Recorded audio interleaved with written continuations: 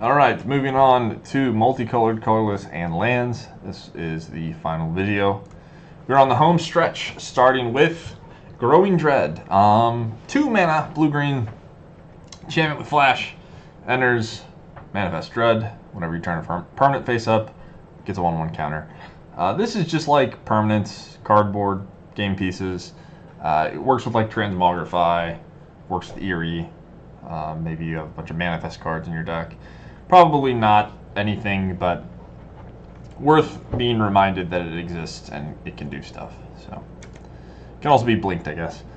Next is Disturbing Mirth, red-black for an enchantment. When it enters, you can sacrifice another enchantment or creature. If you do, draw 2 cards. Whenever you sacrifice it, manifest dread. So another card that works well with like Hopeless Nightmare. And the other enchantments and just like the Eerie decks and these like value sacrifice piles. This card is really cool. It's pretty powerful if you get the full value where you're just like sacrificing something you don't care about, so it ends up drawing 2 cards and making it 2/2. They work well in multiples. Triggers Eerie. Card's great. Love it. Hope that it's good. Might be too small ball for what's going on in Standard, but maybe you're building around the Viper from Bloomburrow, and this is the type of thing that could fit into that. Next is Nashi Searcher in the Dark. Blue-black, 2/2 menace. When it deals damage, mill that many cards. And then you can add all the legendary or enchantment cards from among them to your hand. If you add no cards to your hand, it gets a 1/1 counter. So it grows on its own, and then it will look at more cards each time. You can decide not to pick up anything if you just want to grow it. In Pioneer, you can play it with things like Slogurk and Adawara, Takanuma, Othanissa, Mox Amber, all that stuff. You could use like Rafine in Pioneer to make it bigger and find more cards. Maybe you use Rafine and Slogurk. You can use you can find Inties. Inties can grow it. Interesting card, exciting card. Looks pretty powerful. Not sure about Standard. You could probably get together a deck with enough enchantments. I've been talking about this blue-black Eerie deck a little bit, or legendaries, but also just like 2 mana 2/2 menace that grows is not bad. So decent card. Now we have the Swarm Weaver, 4 mana 2/3 artifact creature, enters, makes 2 1/1 insects with flying. If you have Delirium, your insects and spiders get +1/+1 and Death Touch. So this can be blinked. It enables Delirium on itself. Death Touch Flyer is really good against things like Slipshot Show Off and Pump Spells. Kind of a roadblock, a bunch of stats. Cool build around for Delirium decks. It's good at being blinked and brought back and all sorts of stuff. Very cool card. Again, maybe too small ball for Standard, but this is the type of thing that I would like to be good, so I'm rooting for it. Now we have the Jolly Balloon Man. 3 mana 1/4 haste, pay 1 and tap it. Make a 1/1 flying copy of a creature you control, sacrifice it at the end step. So, kind of good in like blink decks. It's a human, so you could copy Thalia's lieutenants and trigger your Thalia's lieutenant, grow your other Thalia's lieutenant, all your stuff. Just good with anything. ETBs, makes tokens, like Blade Splicer type cards. There's a bunch of those in Standard. Yeah, this card rules. I hope that it is good. Again, maybe too small ball in the world of Shieldreds and Atraxas. Also, kind of slow if your opponent's killing you quickly with like Slickshot Show Off and Red Ley Line and stuff like that. But yeah, just sweet ETB blink style card. Probably will try that card a lot. Next is Inquisitive Glimmer, blue-white for a 2/3. Your enchantments cost 1 less, unlocking costs 1 less. This is just a card we've seen in the past and has been good in the past. Just goes into your enchantment decks. Triggers Eerie, Delirium, all that stuff. Just a good card. 3 toughness is notable. Now we have Kaito, Bane of Nightmares. 4 mana. For a 4 loyalty Planeswalker as Ninjutsu 3 during your turn. It is a 3/4 creature with hexproof. +1, you get an emblem that pumps your ninjas. 0, surveil 2, draw a card if your opponent lost life this turn. And then -2, tap a creature, put 2 stun counters on it. So Planeswalkers have fallen short most of the time. Like Wandering Emperor, I think, was the exception because it was sort of like a removal spell, and then it was a Planeswalker. But a lot of the Planeswalkers have looked appealing to me and then sort of fell short. I don't know if this is in the same category of that, where like it's just Planeswalkers by nature. There's Leyline Binding. There's Sunfall, which is a Wrath that can attack Planeswalkers. There's like things like Slickshot Show Off. There's a lot of haste creatures in Standard to combat the reality that the sweepers are so good. So Planeswalkers sort of fall in this space where they're just not as good as they used to be. Things are just sped up. Cards are better. More removal is better at dealing with them. But this card looks relatively powerful. It can come down early. It's got a lot going for it. It's pretty big. It can ice creatures. It protects itself. It draws cards. On the play, this seems like the type of thing that could probably run away with the game. But I am concerned that it's just going to die to haste creatures or whatever. Or it's just going to get Leyline Binding or be too small ball. I don't know. I hope this card is good. It is very cool. All the Planeswalker designs, I think, like design-wise, they're all like 9 out of 10 at least. Like the designs are super cool, like Ashiok and Teferi and this Kaito. All the cards, I've loved their designs, and I'm kind of happy that they haven't been a super big part of Standard, to be honest. I think they're exciting, but not like overbearing or whatever. So rooting for Kaito. Wouldn't be surprised if it falls short. Next is Rite of the Moth. So this is the first 4-mana reanimation spell in Pioneer, as far as I know. In Standard, there is Black Leyline and Rest in Peace. The same is true for Pioneer. There's also a really good Graveyard Hate card in this set that is Colorless that I'll talk about soon. But if people are not respecting Reanimator, this is a very good way to beat people. Like even opponents that are like Slickshot Show-Offing and trying to kill you really quickly, you can play a 2-mana way to discard on turn 2 and then like a temporary lockdown, and then play this on turn 4 and put in Valgavath or the White Overlord or Atraxa. Also, this is a fine value card, right? You can just like play it and get back a Shieldred, and all of a sudden you have a 4-mana Shieldred, and then they kill your Shieldred again. Well, on turn 6 you can get it back again because this has flashback. So this looks like a very, very strong card. It's really appealing. Like in Pioneer, things like Transmogrify and Indomitable Creativity. Specifically Transmogrify, you run into the problem of like your opponent's removal just does something. But with Reanimator, you can just sidestep that.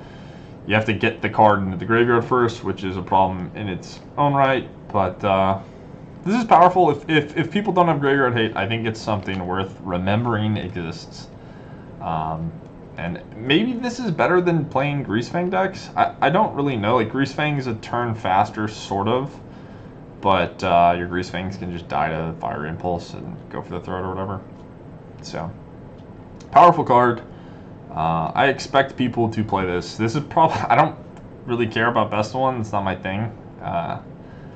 But if you like Best of One, I'm sure putting Valgavath into play is good against people that are trying to beat you down.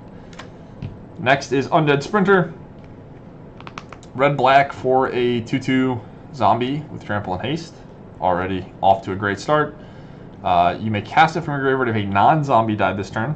If you do, it enters with a +1/+1 counter on it. So this card just seems good. Like 2-mana 2/2 haste, already reasonable.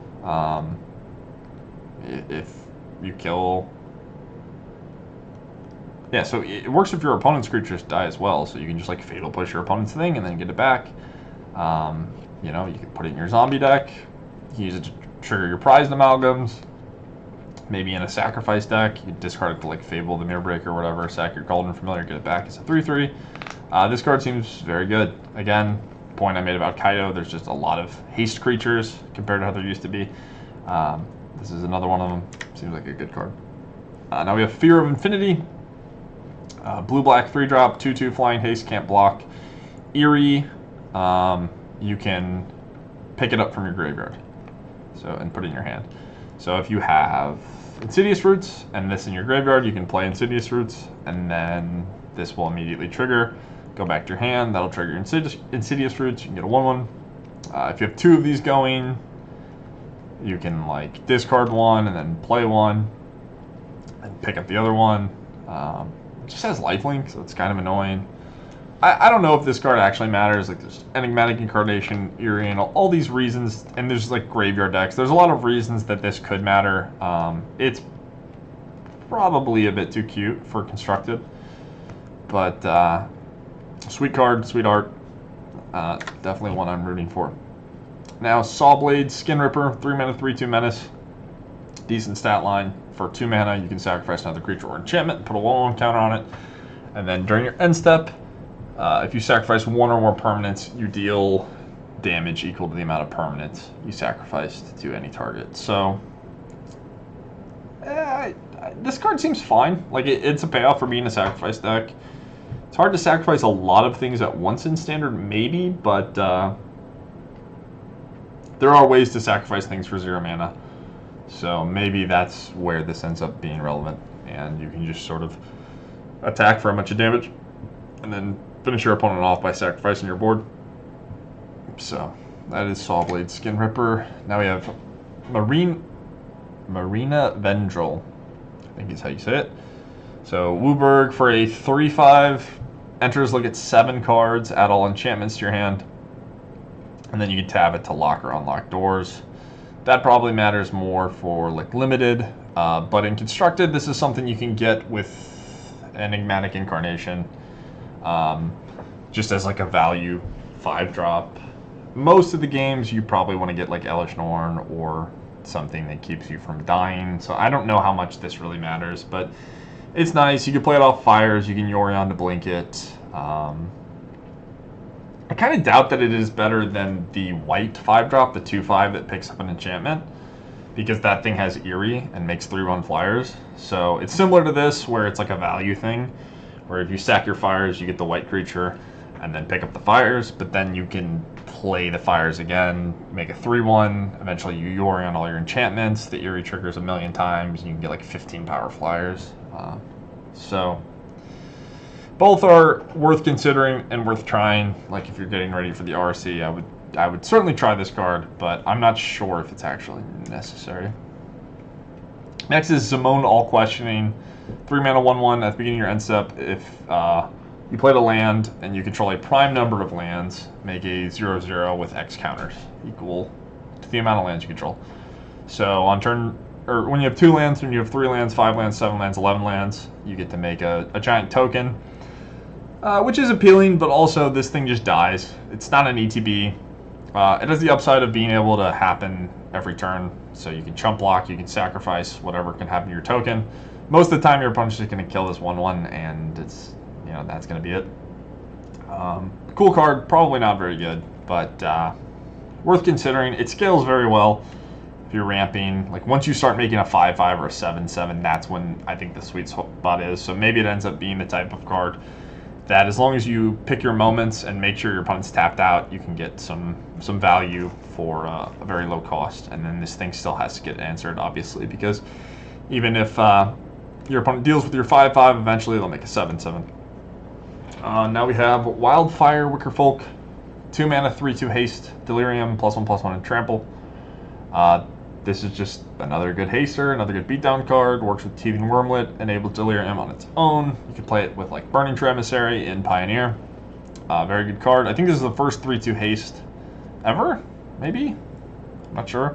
I think at least in Pioneer, it's the first 3/2 haste. So, and it has an upside. Very good card. Next is Gremlin Tamer. Talked about Eerie a lot and reasons to play cards that trigger Eerie. Here's one of your payoffs. 2 mana, 2/2.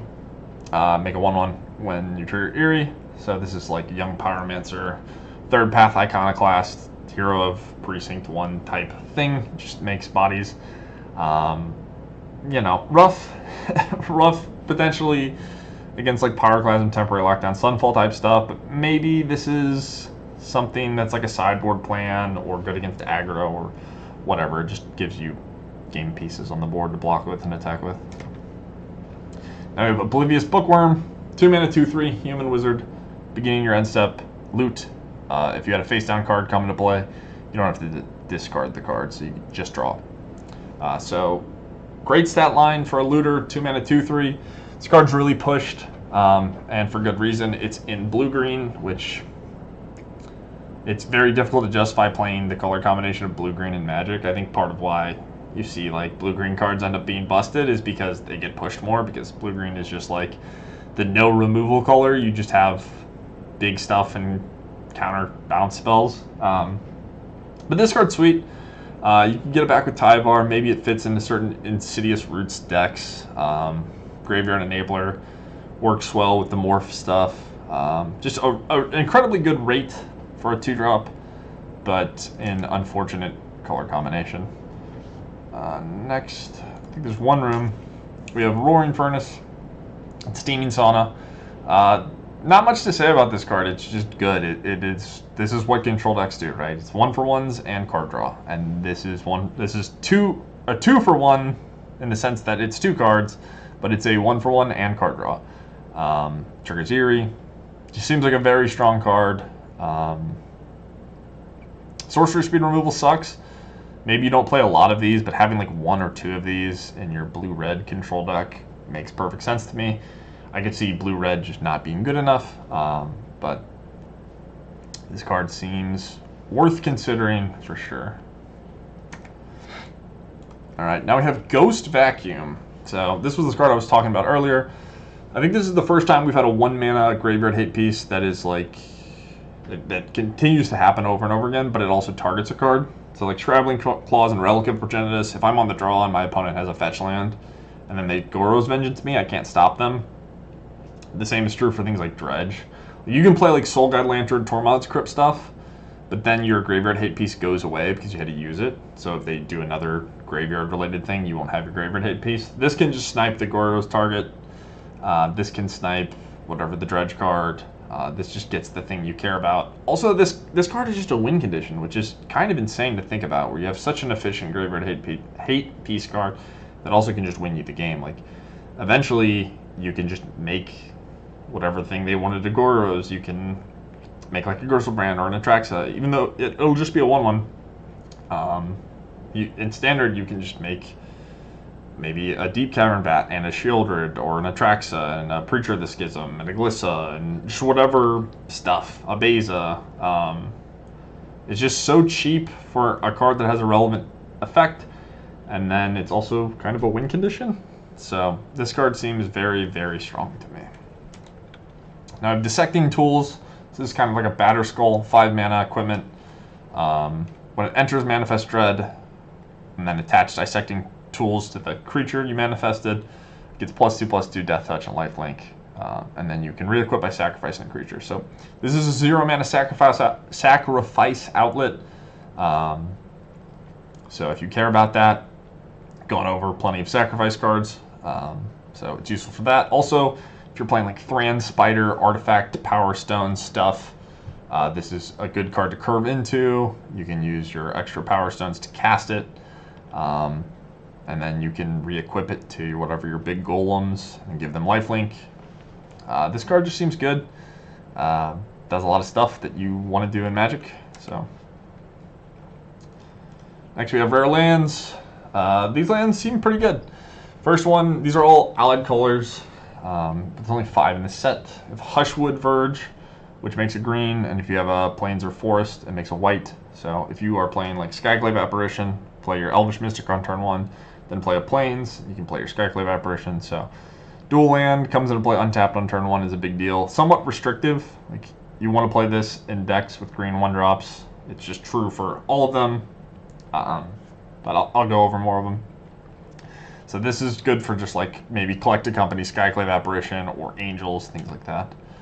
Next, Gloom Lake Verge. Can't cast Thoughtseize or Fatal Push on turn 1, but you know, maybe if you want to play like some sort of mono blue style deck and splash some removal, you could play this. Cast your Siren, Spyglass Siren, I think is the name of the card, and then later you can use it to cast Gix.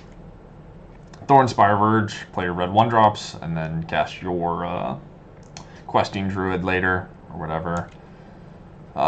Flood Farm Verge, for playing blue-white control, maybe you want to cast Portable Hole on turn 1, and then have blue mana later for your counter spells. If you play like blue-white humans, you can play your 1-drops, and then play like Denic or Reflector Mage later.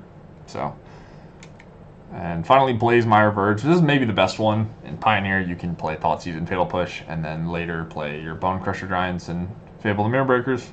So, very good lands. I expect them to see play. Untapped dual lands are good. Next, I want to make a note about the common lands. Unlike the rare lands, there is one of these for every color combination. These come to play tapped unless a player has 13 or less life. So, these are really budget friendly. Also, I think they're just worth considering over lands that always come into play tapped. Like there is the Surveil lands in Standard. There's the Restless lands. If you're playing like a mid-range or a control deck and aggro is super popular, this is something you could play. Where if you're playing against a slow deck, it doesn't really matter that you have a tap land that much, assuming that you're not playing in an aggressive deck yourself. Also, they're just, again, very budget friendly, but these lands look really strong to me. I think that they're worth considering, which is weird to say about common dual lands, but I think they have a shot. Alright, we have Valgavoth's Lair, which is an enchantment land. This is just like artifact lands, like it just matters that these exist. I don't think this will really do anything. I kind of wish it wasn't a rare, but whatever.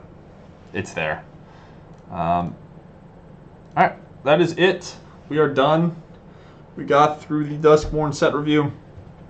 This is my first time doing one of these, so hopefully it's not too bad and there aren't too many hiccups. I hope you guys enjoyed it. I'm very excited about this set. This set looks awesome. Looks really powerful. I love all the mechanics. I think it'll have an impact in Pioneer and Standard, hopefully. Yeah, I like the setting, I like the flavor, all of it. It's really cool. So I hope you guys enjoyed too. Let me know what cards you're excited about. Let me know what incredible cards I should have put on my list that I forgot. And yeah, if you enjoyed it, like, subscribe. Feel free to give me feedback, and I will see you guys in the next video. Enjoy your Duskmourn releases, pre-releases, all that jazz, and take care. All right.